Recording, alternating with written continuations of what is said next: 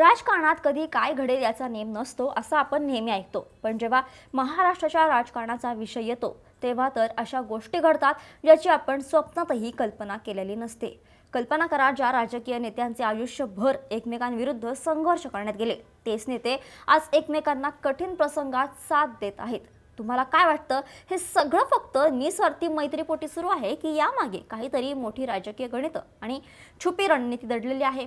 आजच्या या व्हिडिओमध्ये आपण महाराष्ट्राच्या राजकारणात सध्या घडत असलेल्या एका अत्यंत महत्त्वाच्या आणि धक्कादायक घडामोडीचा अतिशय सखोल अभ्यास करणार आहोत.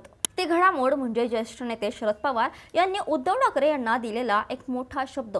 हा शब्द समजून घेणं आजच्या घडीला का महत्त्वाचं आहे? कारण आज आपण जे राजकीय निर्णय पाहतोय तेच निर्णय येणाऱ्या काळात महाराष्ट्राचं भविष्य आणि राजकीय समीकरण ठरवणार आहे. त्यामुळे हा व्हिडिओ शेवटपर्यंत नक्की पहा. नमस्कार, मी मृदुला आणि तुम्ही पाहत आहे थोडक्यात. आगामी काळात राज्यात विधान परिषदेच्या 9 जागांसाठी निवडणूक होणार आहे. ही निवडणूक वरवर पाहता अत्यंत साधी वाटत असली तरी महाविकास आघाडीसाठी ती अस्तित्वाची लढाई बनली आहे. याचं कारण म्हणजे विधानसभेतील सध्याचं पक्षीय संख्याबळ.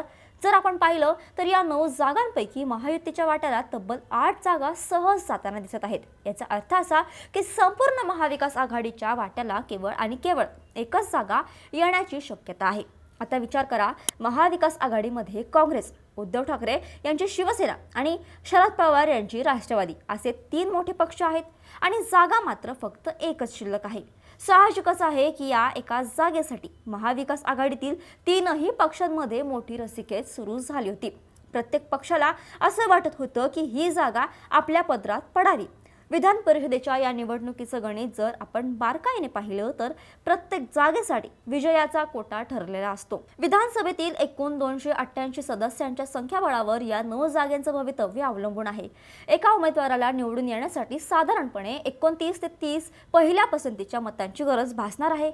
सध्या महायुतीकडे भाजपा, शिंदे गट आणि अजित पवार गट मिळून 200 पेक्षा जास्त आमदारांचे भवितव्य आहे. त्यामुळे त्यांच्या 8 जागा निवडून येण्यात कोणतीही अडचण दिसत नाही. मात्र महाविकास आघाडीकडे असलेल्या मतांची बेरीज पाहता त्यांच्याकडे फक्त एकाच जागेसाठी सुरक्षित कोटा उपलब्ध आहे. जर मवियाने दुसरी जागा लढवण्याचा प्रयत्न केला तर त्यासाठी त्यांना अपक्ष आणि इतर लहान पक्षांच्या मतांवर अवलंबून राहावं लागणार आहे. या गणितामुळे आता ठाकरे गटाचा मार्ग मोकळा झाला असला तरी उर्वरित मतांचे व्यवस्थापन करणारे हे मविया समोरचे सर्वात मोठे आव्हान असेल. पण अशातच ज्येष्ठ नेते शरद पवार यांनी एक मोठी राजकीय खेळी खेळली आहे आणि पत्रकारांशी बोलताना एक मोठी घोषणा केली.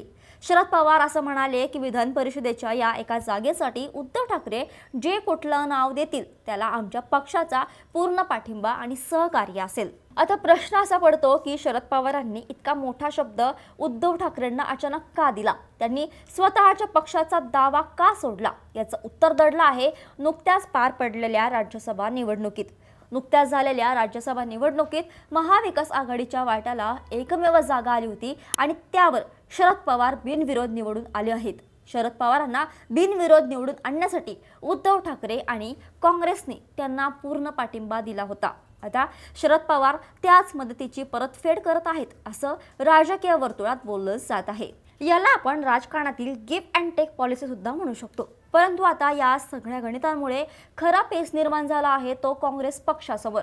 काँग्रेसला बाजूला ठेवून जर ही जागा थेट ठाकरे गटाला मिळाली तर काँग्रेसची भूमिका काय असणार हा एक मोठा प्रश्न आहे. त्यात भर म्हणजे खुद्द उद्धव ठाकरे यांच्याच विधान परिषद सदस्यत्वाची मुदत आता संपत आलेली आहे. त्यामुळे आता सर्वांचं लक्ष याकडे लागलं आहे की उद्धव ठाकरे स्वतः पुन्हा एकदा निवडणुकीच्या रिंगणात उतरून आमदार होणार की आपल्या पक्षातील एखाद्या निष्ठावंत कार्यकर्त्याला ही मोठी संधी देणार.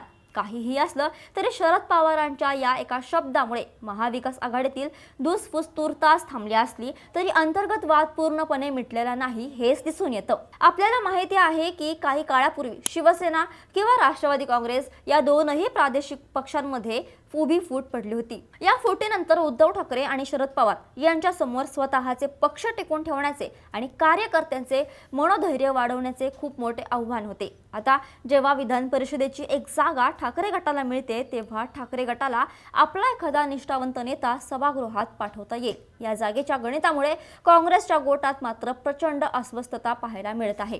जर उद्धव ठाकरेंनी स्वतः ही जागा लढवली नाही आणि आपल्या एखाद्या जवळच्या कार्यकर्त्याला संधी दिली तर काँग्रेसचे आमदार नाराज होऊन क्रॉस वोटिंग करण्याची भीती देखील नाकारता येत नाही. विधान परिषदेच्या गुप्त मतदान पद्धतीमुळे प्रत्येक आमदाराची मतं फुटण्याची शक्यता नाकारता येत नाही आणि तिथेच महायुती आपली रणनीती आखू शकते. त्यामुळे शरद पवारांनी दिलेला शब्द पाळण्यासाठी मवियाच्या सर्व आमदारांना एकत्र ठेवणे ही उद्धव ठाकरेंसमोरची खरी कसोटी असेल. हे केवळ एका जागेचे राजकारण नसून आगामी विधानसभा निवडणुकीच्या जागा वाटपाची ही एक रंगीत तालीम आहे असं म्हटलं तर वावगं ठरणार नाही. पण आता प्रश्न असा पडतो की शरद पवारांच्या या भूमिकेमुळे महाविकास आघाडीत खरोखरच सर्व काही आलबेल आहे का? तर याचं उत्तर तितकंसं सोपं नाही. कारण जेव्हा जेव्हा अशा जागा वाटपाचे विषय येतात तेव्हा आघाडीतील सर्वात मोठ्या पक्षाला म्हणजेच काँग्रेसला नेहमीच जास्त त्याग करावा लागतो असा काँग्रेसच्या गोटातून सूर आहे. जर आपण गेल्या काही निवडणुकांचे गणित पाहिले तर काँग्रेसने अनेक ठिकाणी मित्र पक्षांसाठी माघार घेतली आहे. आता विधान परिषदेची ही एकमेव हक्काची जागा जर शिवसेनेला जाणार असेल तर काँग्रेसचे स्थानिक नेते आणि कार्यकर्ते नक्कीच नाराज होऊ शकतात. ही नाराजी जाहीरपणे समोर येत नसली तरी अंतर्गत पातळीवर काँग्रेसमध्ये अस्वस्थता नक्कीच आहे.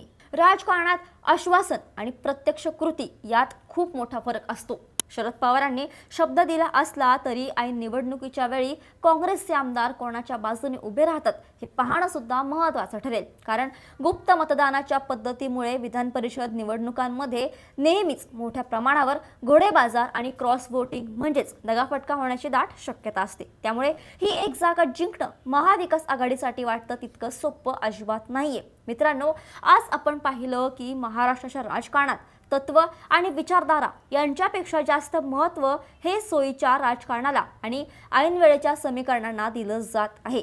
राज्यसभेच्या एका जागेच्या बदल्यात विधान परिषदेची जागा देणं हा राजकारणातील संधी साधूपणा दाखवून देतं. यामुळे सामान्य मतदारांच्या मनात एक कायमस्वरूपी प्रश्न निर्माण होतो की आपण ज्या विचारधारेला मतदान करतो ती विचारधारा नेत्यांच्या वैयक्तिक सोयीनुसार बदलत तर नाही ना? तुम्हाला काय वाटतं?